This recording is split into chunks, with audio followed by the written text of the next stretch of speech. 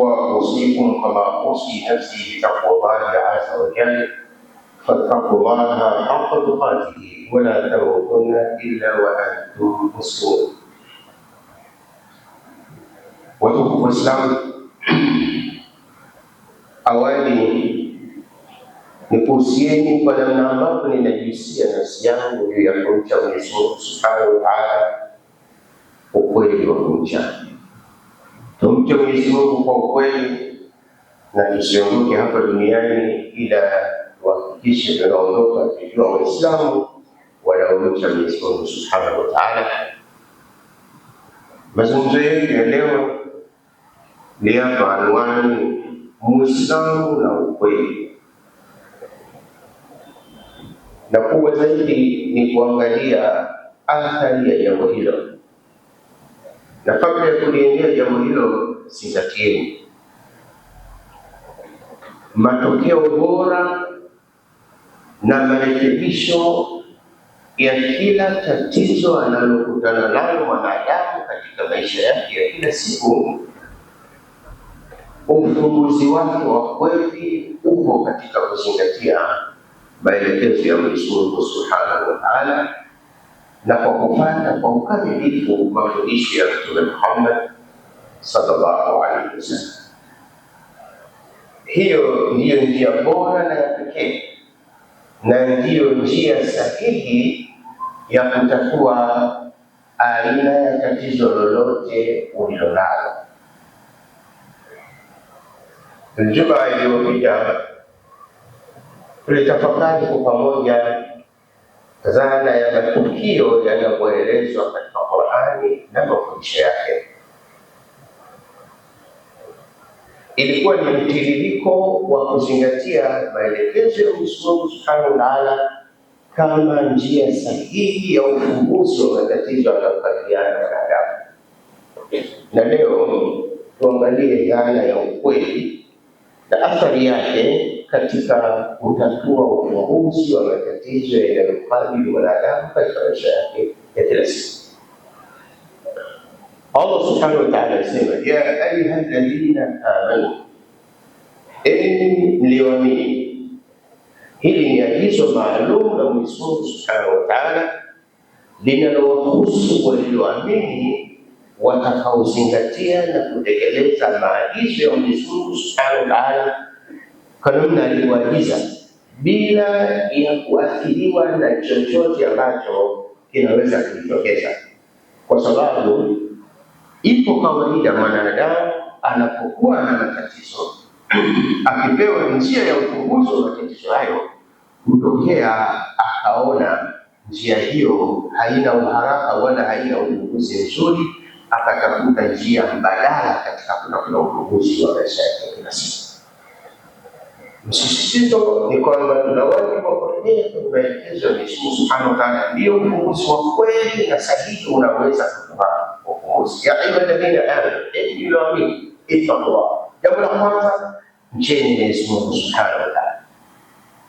Mwogopeni Mwenyezi Mungu Subhanahu wa Ta'ala, muwe na adabu katika kutekeleza maagizo ya Mwenyezi Mungu kwa namna alivyoagiza Mwenyezi Mungu Subhanahu wa Ta'ala. Waqulu qawlan sadida, na semeni maneno yaliyo sawasawa. Semeni daima maneno ya kweli. Mkifanya hivyo, yuslih lakum a'malakum,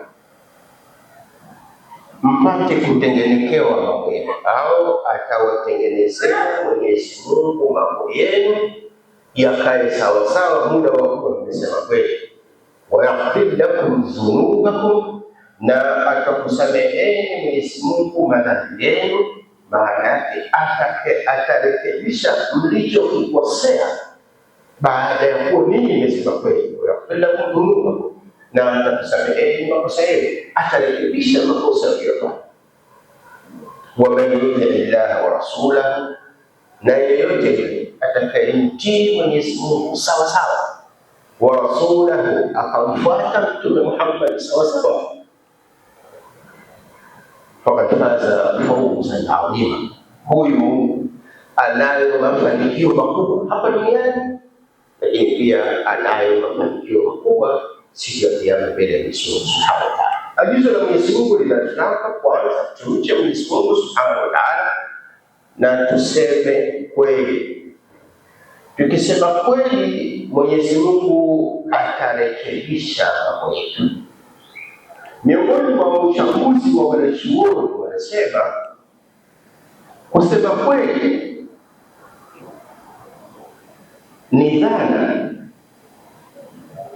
ya kulikubali jambo, kuadimiti kwa jambo hilo lililotokea, lakini na kujieleza kwa usahihi kile ambacho kweli kimekusibu. Kwa jambo hili lina athari kama Qur'ani inavyosema, mkisema kweli Mwenyezi Mungu atatengeneza mambo yenu. Wakasema miongoni mwa kusema kweli ni mtu kufanya istighfar. Istighfar ni kuomba msamaha Mwenyezi Mungu, lakini hii ni dhana ya ukweli, kwa sababu huombi msamaha ila ni baada ya kukiri kuwa umekosea. Sasa unarudi kwa Mwenyezi Mungu Subhanahu wa Ta'ala kuomba msamaha kwa kosa ulilolifanya, na inawezekana kosa hilo lilikuwa ni la kusudi kwako, inawezekana kosa hilo lilikuwa ni la bahati mbaya kwako, inawezekana kosa hilo ni la kulazimika kufanya jambo la namna hiyo, lakini ile mradi ulilofanya ni kosa, ili kuondoa athari ya kosa hilo, fanya istighfar kwa Mwenyezi Mungu Subhanahu wa Ta'ala. Wewe unasema hii ni dhana ya ukweli, ni dhana ya mwanadamu kukiri tatizo lake na kuwa tayari kuliacha na kumuomba Mwenyezi Mungu Subhanahu wa Ta'ala amuondolee athari ya kosa hilo alilolifanya, na baada yake Mwenyezi Mungu ampe mambo mazuri. Ndio hichi kinachosema katika aya ya kwanza, ya ayyuhalladhina amanu innallaha ittaqullaha, Mwenyezi Mungu waqulu qawlan sadida, semeni maneno yaliyo kweli. Mkisema kweli yuslih lakum a'malakum, Mwenyezi Mungu atatengeneza mambo yenu yale yaliyoharibika baada ya kuwa umefanya makosa, ama kwa bahati mbaya, ama kwa kusudi, ama kwa kulazimika. Mkisema kweli utakuwa ukweli huo, na kama hapo wanachuoni wanasema dhana ya ukweli hapa inamtaka mwanadamu kukiri udhaifu alionao, awe tayari kumwomba msamaha Mwenyezi Mungu Subhanahu wa Ta'ala. Mwenyezi Mungu kaweka ahadi, yuslih lakum a'malakum, atatengeneza mambo yenu yaliyoharibika, wa yaghfir lakum dhunubakum, na atakusameheni makosa yake mliyoyafanya mwanzo yakakuingizeni katika matatizo mlionayo. Hii ni sehemu moja ya ukweli na athari yake, lakini sehemu nyingine ni kama anavyohadithia Nuhu alayhi salatu wassalam alipolingania waja wake kwa muda mrefu sana, alipowalingania waumini kwa muda mrefu sana, lakini matokeo yakawa dhaifu. Lakini miongoni mwa maneno aliyokuwa akiwaambia, istaghfiru rabbakum, mtakeni sana msamaha Mola wenu, innahu kana ghaffara, Mwenyezi Mungu ni msamehevu mno. Kwa kiwango cha kosa cha aina yoyote Mungu anaweza kusamehe. Wa yursilu alaykum samaa alaykum midrara, na atakuteremshieni neema kubwa, atakuteremshieni mvua, atakuteremshieni neema. Haya ni matunda ya istighfar, ni matunda ya kuadhimiti mbele ya Mwenyezi Mungu kosa lako na kuwa tayari kuliacha na kumwomba Mwenyezi Mungu akupe badala ya kosa hilo ulilofanya kupiga bora. Haya ni matokeo yanayoonyesha Allah Subhanahu wa Ta'ala yanaweza yakatokea katika maisha yetu kila siku.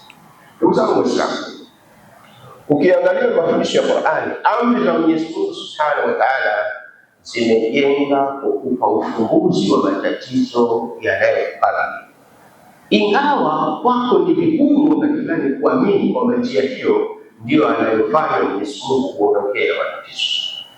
Ala sabili mithali, katika misingi ya mfano, Waislamu waliingia katika vita vya Badri mara ya kwanza katika mwaka wa 15 wa utume, katika kipindi ambacho mtume miaka miwili amehamia Madina, na katika kipindi cha mwezi wa Ramadhani. Miongoni mwa sababu za ushindi wa vita vya Badri ni Waislamu kuwa wamefunga. Miongoni mwa sababu za kushinda ushindi wa Badri ni Waislamu kuwa wamefunga. Miongoni mwa sababu zilizowafanya makafiri wapate hofu ya kupambana na Waislamu ni kupambana na Waislamu katika Badri hali ya kuwa Waislamu ni wachache, kisha wamefunga, alafu wakawashinda.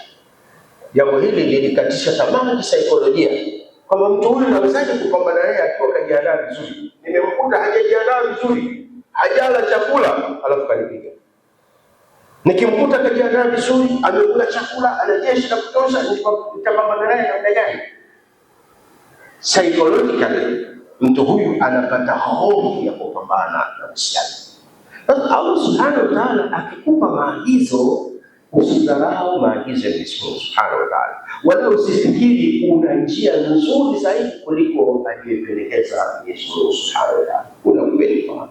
Mfano mwingine, kila mwaka Waislamu wanaingia katika mwezi wa Ramadhani kwa saumu, na kipindi hicho kikifika, hali ya jamii hupata utulivu mkubwa sana. Si kwa maana Waislamu wanakuwa wakali sana kipindi hicho, hapana. Hali ya jamii inakuwa na utulivu mkubwa sana kwa sababu hali ya Waislamu huwa ni ya upole uliopitiliza. Jamii yote nje inakaa sawa sawa. Changu ndoa wanasimamisha kazi, wauzaji wa pombe wanasimamisha kazi hiyo. Kama Waislamu wangeamua kuvifungia vitu hivyo, wangeweza kuvifungia na kusingekuwa na lawama. Wao waelekee kwenye maelekezo ya Mwenyezi Subhanahu wa Ta'ala. Ya ayyuhalladhina amanu kutiba alaykumus siyam kama kutiba ala alladhina min qablikum la'allakum tattaqun. Mungu anataka hiki tu, mkishajengeka kuwa na takwa, mkijengeka kwa tabia ya kuchukia kila kitu kibaya na kupenda kila kitu kizuri, maisha ya jamii yatakaa sawa sawa. Na tulipata kuongea hapa, ukitazama nyakati tofauti Allah Subhanahu wa Ta'ala alipoleta amri hizi, kimsingi ukiziangalia hazikuwa amri za kutafuta thawabu na pepo, zilikuwa amri za kuleta ufumbuzi wa matatizo. Sala ilikuja mwaka wa 12, kipindi ambacho Mtume Muhammad ana uadui mkubwa katika mji wa Makka. Haruhusiwi hata kukaa na watu watano kimazungumzo. Msaada wa Mwenyezi Mungu ulikuwa sala, na Mtume Muhammad akasema, kuambia masahaba, as-salatu imadu din, hii sala ndio msingi wa dini yetu. Faman aqamaha, mwenye kuisimamisha sala kwa utaratibu wake, kwa nyakati zake, faqad aqama din, huyu amesimamisha dini. Waman tarakaha faqad hadama din, na mwenye kuacha amevunja dini. Makafiri wakati huo walisema kwamba ikiwa Mola wa Muhammad amewataka wafanye ibada mara 5 kila siku, hili jambo sio la kutusumbua kichwa, mwacheni, watamkimbia watu wakati wowote. Alhamdulillah, sala ikatumika kama chombo cha mawasiliano. Waislamu wanakutana mara 5 kila siku, na Mtume Muhammad asipokuona vipindi vitatu vya sala, anatuma watu utafutu kuna nini muonekane katika sala, bila ya kujali wanaosali wanapatia kusali au hawapatii. Lakini hiki ni chombo kikubwa cha mawasiliano. Ndugu zangu Waislamu, maagizo ya Mwenyezi Mungu Subhanahu wa Ta'ala ndio ufumbuzi wa kweli wa matatizo tulionayo katika maisha yetu. Yaani katika kipindi hicho unachoona ni matatizo, kuna matishio ya namna mbalimbali, kuna maneno ya namna mbalimbali, kuna wanasema wanaandamana, wanasema hawaandamani. Muislamu nafasi yake ipi? Nafasi yake kurudi kwenye maelekezo ya Mwenyezi Mungu Subhanahu wa Ta'ala, utatoa ufumbuzi wa hilo linalotokeza, kama anavyosema Allah Subhanahu wa Ta'ala, ya ayyuhalladhina amanu, enyi mlioamini, alaykum anfusakum, ni juu yenu kudhibiti nafsi zenu kutekeleza maagizo ya Mwenyezi Mungu Subhanahu wa Ta'ala. Tambueni la yadhurukum man dhalla, hawezi akawadhuru yoyote aliyepotea, idha tadaitum, ikiwa nyinyi mmeongoka mmefuata maelekezo ya Mwenyezi Mungu Subhanahu wa Ta'ala. Tambueni, ila Allahi marji'ukum jami'an, kwa Mwenyezi Mungu ndiyo marejeo yenu nyote kwa pamoja.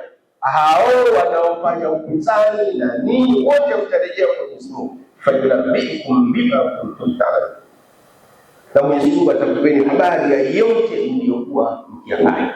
Allah Subhanahu wa Ta'ala anakazia jambo hili kwa kutaka Uislamu kurudi katika maelekezo ya Mwenyezi Mungu Subhanahu wa Ta'ala, wala usizani kwamba hilo ni jambo dogo. Hapana, unakuwa hili jambo umemkabidhi Mwenyezi Mungu Subhanahu wa Ta'ala. Nasema haya ndugu zangu Waislamu, kama nilivyosema, anwani yetu ni Uislamu na ukweli. Yamekuwa maswali mengi kwa Waislamu na waumini nyakati tofauti. Amini sasa Waislamu wanafanyaje? Amini sasa tunafanya nini? Jamani, sisi tunacho kitabu cha Mwenyezi Mungu Subhanahu wa Ta'ala na maelekezo tayari yapo. Anayefikiri maelekezo ya Qur'ani hayana uvumbuzi kwenye mazingira haya aliyosema hapa, itakuwa ni kama huyu aliyefikiri kama hii. Man utiya al-Qur'an, mwenye kupewa Qur'ani, faraa akaona anna ghayrahu utiya khayran minhu, kwamba kuna mtu mwingine kapewa kitu kizuri kuliko alichonacho, waqad haqqara Allah, huyu anadhalilisha alichotukuza Mwenyezi Mungu Subhanahu wa Ta'ala. Ndugu zangu Waislamu, maelekezo ya Qur'an ndiyo njia sahihi yenye ufumbuzi wa kweli kwa kila tatizo lililonalo.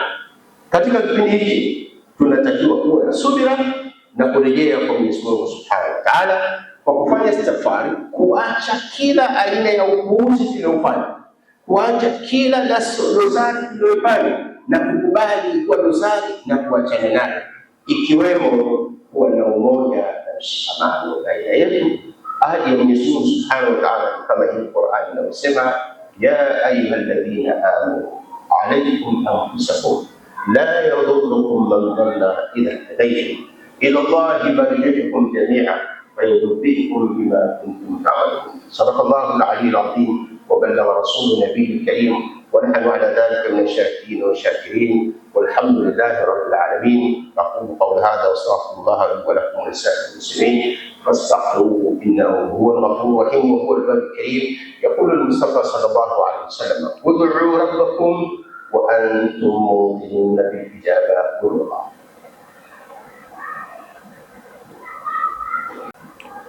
الحمد لله رب العالمين.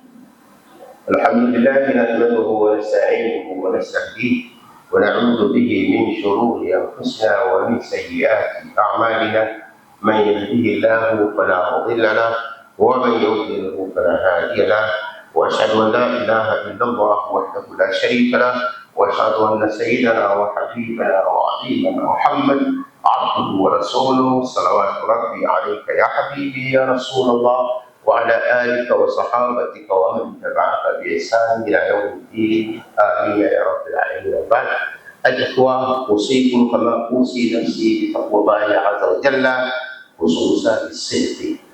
Ndugu zangu Waislamu, narejea tena kuhusieni kama ambavyo ninakuhusia na hisia nafsi yangu kumcha Mwenyezi Mungu Subhanahu wa Ta'ala, na kwa kesi stadi ya mazungumzo ya leo na kuhusieni kumcha Mwenyezi Mungu katika ukweli na kuzingatia athari ya ukweli pale unapokuwa unasema.